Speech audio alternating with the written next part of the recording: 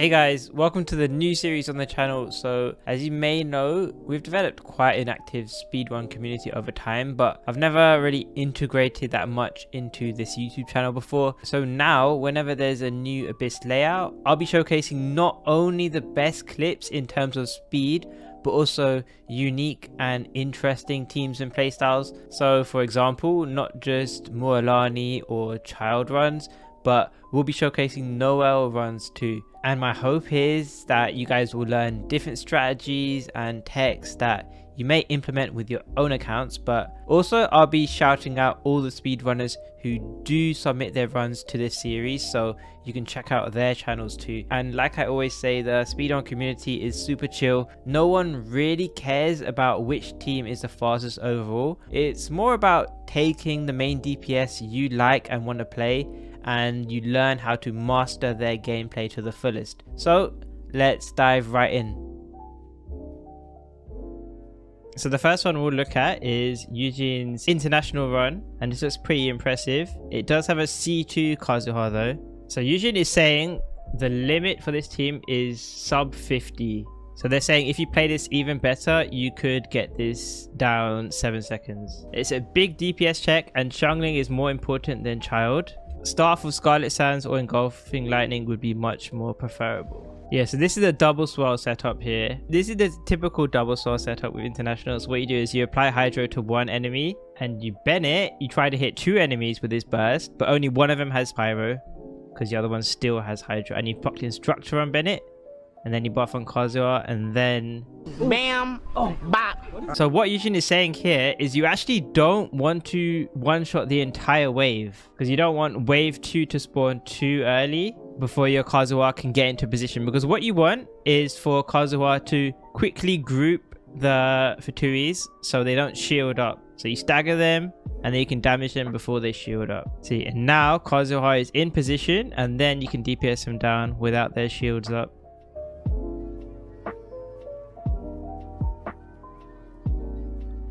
And if you look at the timer there, use Pyronado now at 9:54, which means it would expire about 9:40 on the clock. So Yujin had time, but Yujin only had about like 2 seconds there to one rotate. So that is why Xiangling's damage is very important in this run. That's why Yujin gave these requirements. But yeah, that's very useful to know, because yeah, some strats you don't always want to kill that quickly. If any of you guys were in my stream yesterday, that's what happened to me with Mualani. If you kill the first wave too quickly with Mualani's burst, when she fires the balloon and it instantly destroys them, it doesn't give you enough time to group with Kazuha. So it's basically the same sort of thing. You don't want to be suffering from success, basically. And what Yujin is also saying here is that you want to group in Guoba, because Guoba actually does a lot of damage. So do not underestimate Guoba's damage. Even if your Xiangling is doing like 90k Pyronados, Guoba's doing like 2/3 of that. So in chamber 2, similar sort of double vape setup.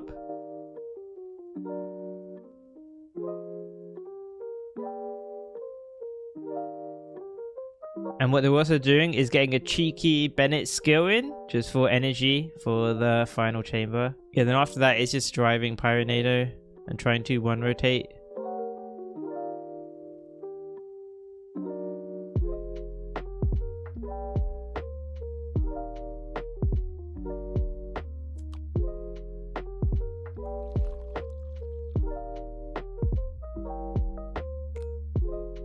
Make sure to do a normal attack on Childe before you use his melee burst, and you use the melee burst when it's only one boss to get the maximum damage.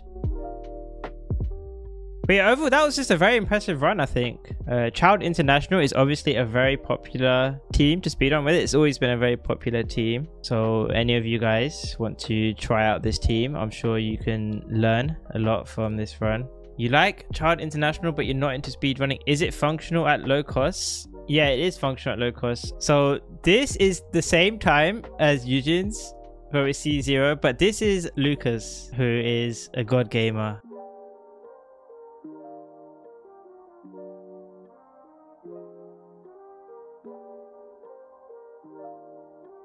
So you can see there's very similar strategies.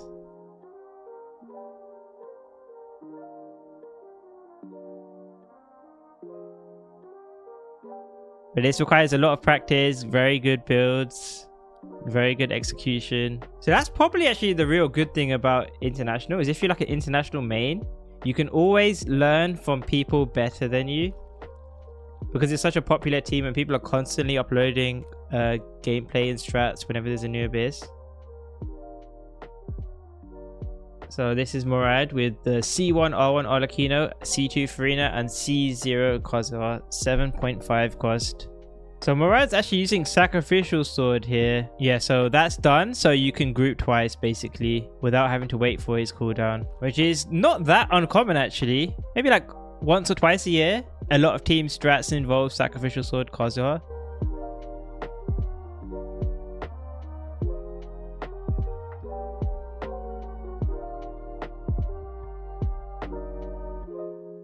So he's doing a glide cancel there, just so you can get Hydro on the terrorist room as quick as possible.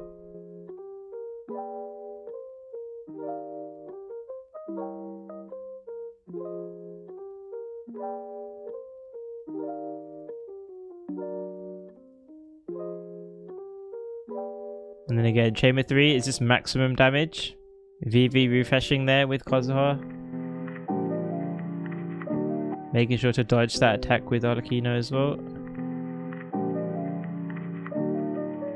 Okay, so Morad also has a C0 Arlecchino with C2 Kazuha and a C1 Farina. So this is interesting. So this is how you can learn. So a 7.5 cost, it has C1 R1 Arlecchino, C2 Farina, C0 Kazuha, was 45 seconds. And then the same person has an 8.5 cost, so it's technically like one more 5-star, but it's without the C1 on Arlecchino, it's without the C2 on Farina, and then you replace those with C2 Kazuha, and then it's just replacing those two for C2 Kazuha, it's 16 seconds slower. So that's quite helpful. So then that tells you that, okay, if you want to invest more in your Arlecchino team, you quite clearly, you don't want C2 Kazuha. So what Morad is doing here in the Chamber 2 is you're letting that Hydro linger on that last enemy, so you can swell that with Kazuha, and then it saves time. So that's quite interesting as well. So as you can see in this Chamber 3, it looks like Morad just doesn't have enough DPR to get the one rotate here. So he has to use Arlecchino's burst right at the end to just squeeze out as much damage as possible.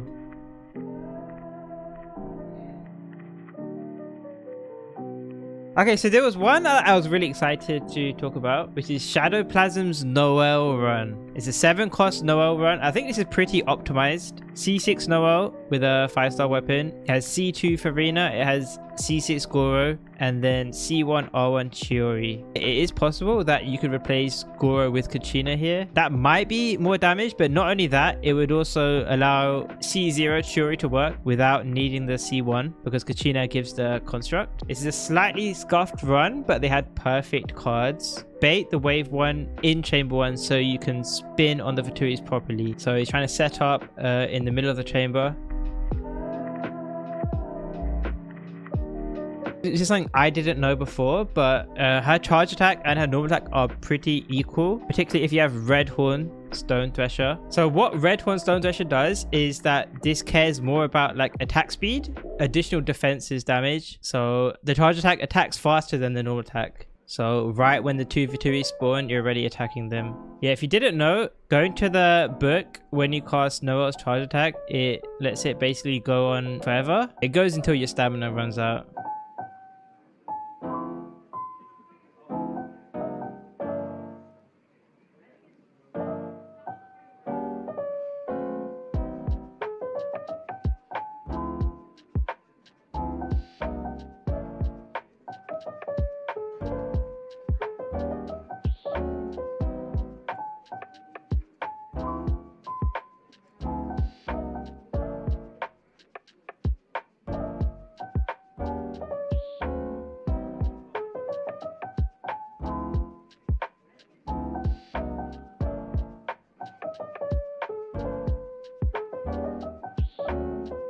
And you'll notice, I think they even do some Dragon Strikes in Chamber 3.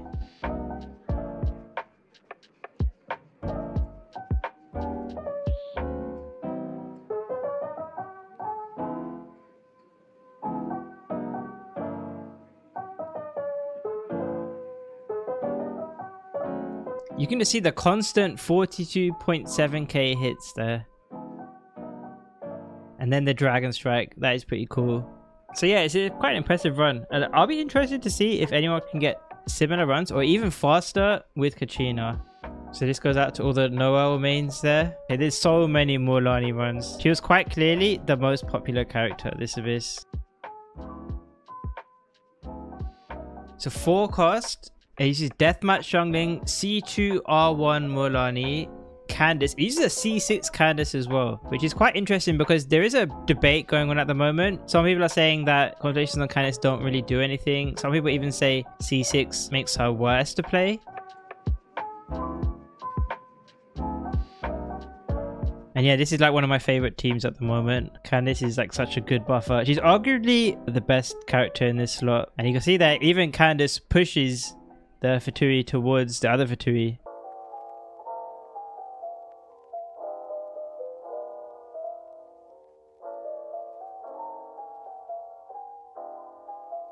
And also what they do here is quite interesting. You might not notice it. So Sucrose is actually able to swirl Hydro here very quickly, like almost as soon as possible, because Candace's burst is able to apply Hydro to the Terra Stream. So that's actually quite a big time save.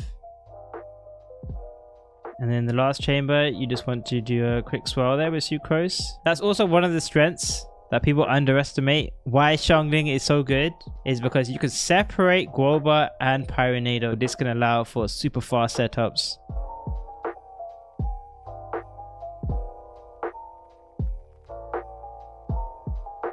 .5 cost. This is C3 R1 Raiden, C6 Chevrolet.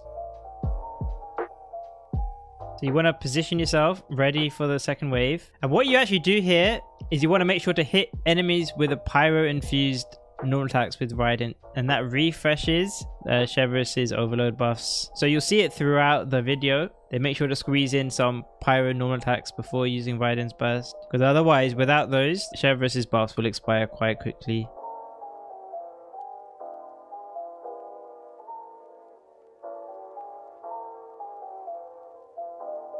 Also, you see the strength of Sara's nukes in this team as well. Because Sara can nuke all these enemies by herself, it allows you to save Raiden for the second wave.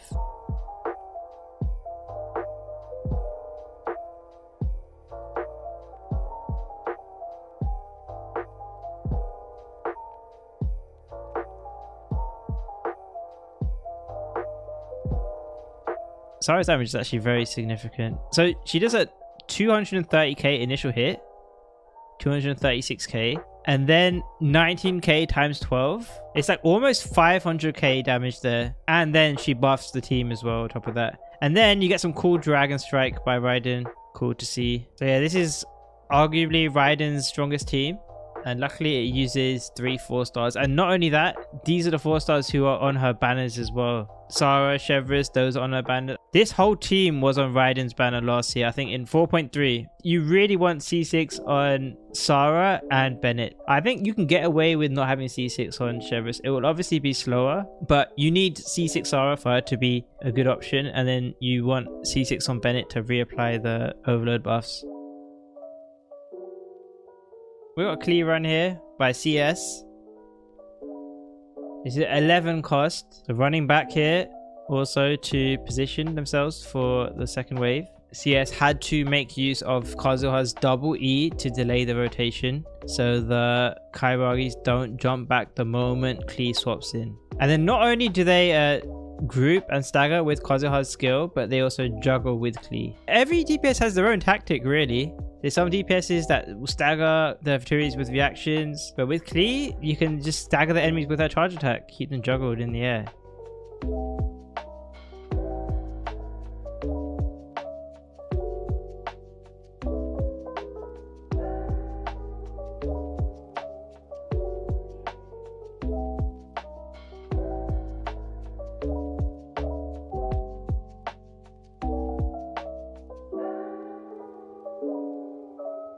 He's trying to defeat the first wave of enemies without having to switch to Klee, which allows CS to save Klee for the boss and to try to get one rotate there.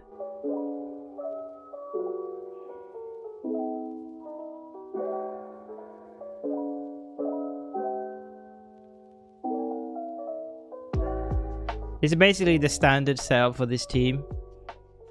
Use Farina, use Bennett's burst, you time Kazuha's burst, and then you just try to DPS as much as possible with Klee.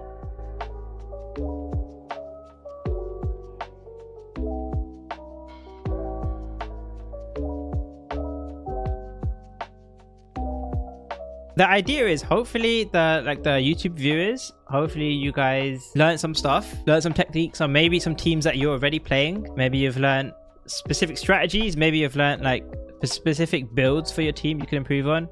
Maybe you've also learned like how you could vertically invest in your team, like what might be more optimal, what's the next step is. And yeah, ideally, like people in Twitch chat, people on YouTube, ideally you guys are interested in submitting runs for the next episode then. So yeah, if anyone wants to partake in the next episode, feel free to join the Discord and get access to the speedrun collection then.